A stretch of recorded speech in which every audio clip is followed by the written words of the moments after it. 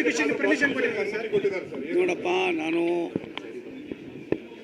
ಒಂದು ಸತ್ಯ, ಸಿದ್ದರಾಮಯ್ಯನವರು ನುರಿತ ರಾಜಕಾರಣಿ.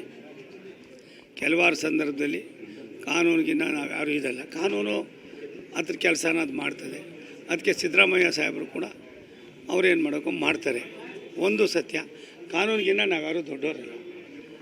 ಪ್ರಜಾಪ್ರಭುತ್ವದ ವ್ಯವಸ್ಥೆಯಲ್ಲಿ ಬಾಬಾ ಸಾಹೇಬ್ ಅಂಬೇಡ್ಕರ್ ಅವರ ದೂರದೃಷ್ಟಿಯ ಒಂದು ದೊಡ್ಡ ಬ್ರಹ್ಮಾಸ್ತ್ರ ಏನಿದೆ, ಅದು ಯಾರ್ಯಾರಿಗೆ ಯಾವ್ಯಾವ ರೀತಿ ಅನ್ನೋದಕ್ಕಿಂತ ಹೆಚ್ಚಾಗಿ ಆಗಿದೆ. ಅದನ್ನು ಕಾನೂನು ತನ್ನ ಕೆಲಸವನ್ನು ತಾನು ಮಾಡ್ತದೆ. ರಾಜೀನಾಮೆ ಒತ್ತಾಯ ಮಾಡ್ತೇವೆ. ನನಗೂ 45 ವರ್ಷ. ನಾವು ಒತ್ತಾಯ ಮಾಡೋದು ಮತ್ತೊಂದು ಮಾಡೋದಕ್ಕಿಂತ ಹೆಚ್ಚಾಗಿ ಸಿದ್ದರಾಮಯ್ಯ ಸಾಹೇಬರು ನುರಿತ ರಾಜಕಾರಣಿ, ಬುದ್ಧಿವಂತರಿದ್ದಾರೆ. ನಾನು ಅವರೆಲ್ಲ ತುಂಬ ಆತ್ಮೀಯತೆಯಲ್ಲಿ ಕೆಲಸ ಮಾಡಿದ್ದೀವಿ. ನಿನ್ನೆನೂ ಕೂಡ ಅವ್ರ ಜೊತೇಲಿ ಮಾತಾಡಿದಾಗ ಅವ್ರು ಮಾತಾಡಿದ್ದನ್ನು ನಾನು ತುಂಬ ಆನಂದದಿಂದ ಸ್ವೀಕಾರ ಮಾಡಿದ್ದೀನಿ.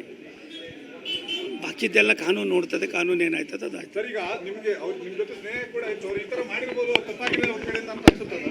ಹುಡುಗರು ನೋಡಪ್ಪ, ಒಂದು ಕುಟುಂಬ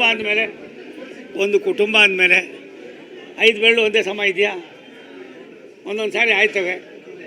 ಬೆಳಗ್ಗೆ ಅವರ ಆತ್ಮೀಯತೆ ಅನ್ನೋದಕ್ಕಿಂತ ಹೆಚ್ಚಾಗಿ ಈ ಭಾಗದ ಜನರ ಋಣ ತೀರಿಸೋದಿದೆ. ನಾವೆಲ್ಲ ಒಟ್ಟಾಗಿ ಕೆಲಸ ಮಾಡಿ ಋಣ ತೀರಿಸೋ. ಅವರೇ ಸಿಎಂ ಆಗಿರ್ತಾರೆ ಸರ್. ಒಂದು ನಿಮಿಷ ತಾಳಪ್ಪ, ನನಗೆ ಅದ್ರ ಒಂದು ನಿಮಿಷ ತಾಳಿ.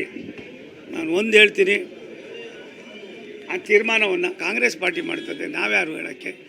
ಒಂದು ನೀವು ಹೇಳಿದ್ರಲ್ಲ, ಅದಾದರೆ ಅದಕ್ಕಿಂತ ಆನಂದ ಪಡ್ತಕ್ಕಂಥವ್ರು ಇನ್ನೊಬ್ರು ಇರೋದಿಲ್ಲ. ಆ ಥರದ ಸನ್ನಿವೇಶ ಸಂದರ್ಭ ನಮ್ಗೆ ಗೊತ್ತಿಲ್ಲ. ನಾನು ಆ ಥರ ಬೇರೆಯವ್ರಂಗೆ ಸಣ್ಣತನದಲ್ಲಿ ಮಾತಾಡೋನು ಅಲ್ಲ. ನನಗೂ 45 ವರ್ಷ, ಮಣ್ಣೊತ್ತಿದ್ದೀನಿ, ಸೈಕಲ್ ತುಳಿದಿದ್ದೀನಿ, ನನ್ನದೇ ಆದಂಥ ದೂರದೃಷ್ಟಿ ಇದೆ. ನಾನು ತುಮಕೂರಿನ ನನ್ನ ಮಾಧ್ಯಮದ ಸನ್ಮಿತ್ರರಿಗೆ ಇಷ್ಟೇನಂತೆ ಮಾಡ್ತೀನಿ,